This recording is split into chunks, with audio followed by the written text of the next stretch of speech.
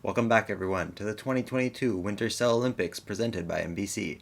Today, the cells will be competing in the cell cycle, one of the longest and toughest events that they could compete in. The cell cycle is a race to be the first cell to fully divide into two identical daughter cells. That's right, Jim. This event is long and has no room for error. Today we'll be seeing the top three finalists as they compete for gold, silver, and bronze. And now, introducing our competitors. Representing China, we have the red blood cell. Representing the United States of America, we have the skin cell. And representing Russia, we have the muscle cell.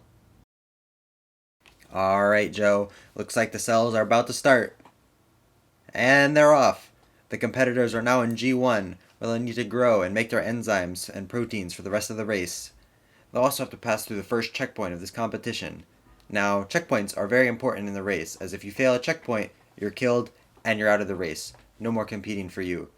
Most of these cells, as they're professional as at the cell cycle, are not going to be failing any of these checkpoints, but you never know, and it'll definitely be something that they're going to have to watch out for if they want to get this gold medal.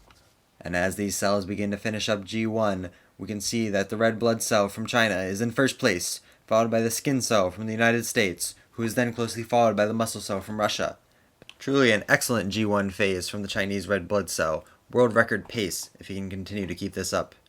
The next phase of the race is the S phase, or the second part of interphase, and will require these cells to synthesize or create new DNA. After this is completed, the cell will have a complete copy of its DNA, which will be needed for the rest of the race. And oh my, an amazing performance in the S phase by the skin cell from the United States, expertly copying his DNA and managing to catch up with the red blood cell from China. A rather disappointing performance though from Russia, trailing behind in third place as the cells enter G2.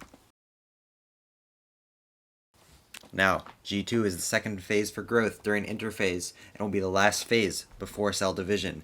During this phase, the cells are going to have to grow larger and prepare for cell division. During G2, there's also the second checkpoint of this race, which will ensure that G2 and S phase have gone smoothly and that the cell will be ready to move on to the last sprint of this race, cell division. Yep, and it does look like the cells are growing properly and they should be able to pass this checkpoint. But wait, the red blood cell from China, it looks like it might fail the checkpoint. Oh my. And he's failed the checkpoint! Should be entering apoptosis now and being killed. But wait! He rejects apoptosis and is continuing on, even though he failed the checkpoint. Such cancerous behavior from him. He should be ashamed of his blatant cheating. But sadly, this event is being hosted in China, so he'll probably just get away with it. That's not a problem. Truly cancerous behavior by the red blood cell. Really unacceptable. And it looks like he should be getting kicked out of the race anytime soon. But as for the moment, still in first place, even after that failed checkpoint. The cells are now going to be entering cell division. Now, cell division is made up of two subphases, mitosis and cytokinesis.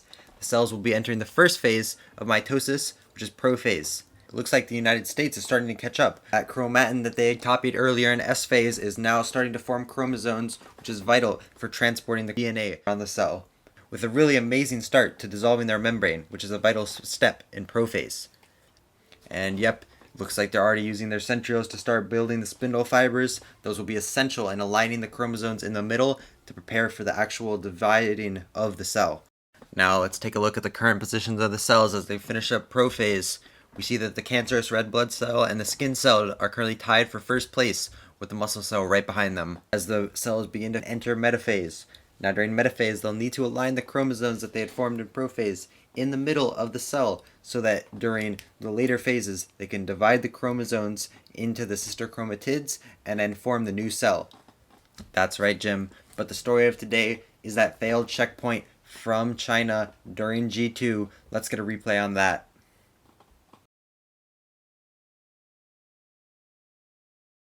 As we can see there from that replay, it looks like there was a slight mishap in the replication of the DNA during S phase. That is a really tough phase, and so a slight mistake is understandable. However, the checkpoint should have eliminated China, yet they're still in the race. What do you think about this, Joe? Well, Jim, it's hard to say what's going to happen to this cancer cell, but it looks like it'll probably be under review by the Chinese Olympic Committee. And of course, there'll be no bias there. There'll be a perfectly fair and unbiased review. And so I'm sure after they can come to a unanimous decision, it'll be great. And they'll be able to decide what should happen and if they should allow the cell from their own country to continue competing or not continue competing. Thanks for your expert opinion, Joe. Now, after this 30-second ad break, we'll continue with the race. And we're back from break.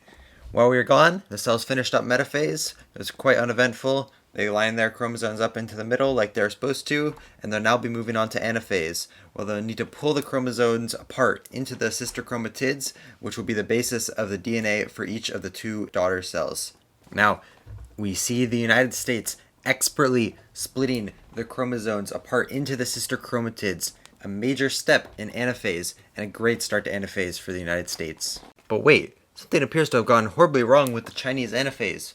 Those chromosomes are misaligned and oh my, is that a killer T cell? Oh, it is. And a killer T cell takes out the cancerous red blood cell. Oh my god, what a shocking turn of events, Joe. Oh my. As we take a look at that replay, wow, he just got wiped out by the killer T cell. Really nothing he could have done there. And it looks like justice has finally been served for that missed checkpoint in G2. Meanwhile, both USA and Russia managed to get through anaphase untouched, meaning whichever one of them can complete telophase and then cytokinesis will be the winner and achieve this gold medal. Now in telophase, these two cells are nearly complete with the race. Notice the cleavage furrow in between those two cells. Once that is completely gone, that will be the sign that the judges will look for in order to determine who was completely divided first. Now we see Russia with an early start to reforming their nucleus, with the US just right behind. Now that the nucleus has been reformed, I bet we'll start to see the chromosomes unwind into chromatin, where it can be stored in the newly formed nucleus. This race is still extremely close as the racers start to break down their spindles created by the centrioles earlier in the race, and it's still anyone's guess to who will take it. Looks like as we reach the end of telophase, the US is slightly ahead. Really elegant form there as they unwound their chromosomes. It's time for the final sprint. Who will be the first to fully divide into two identical daughter cells and take gold in the cell cycle at the 2022 Cell Olympics? The racers are neck and neck as they fully reform their nuclear membrane, and now it's just a race to see who can break off the cleavage furrow into two phospholipid membranes. And it looks like Russia might have it. But no! The USA makes a brilliant comeback in the last seconds of the race, overtaking Russia and winning gold in the cell cycle. A really amazing race that was, close all the way up into the end, with a photo finish comeback from USA's very own Roger Phelps.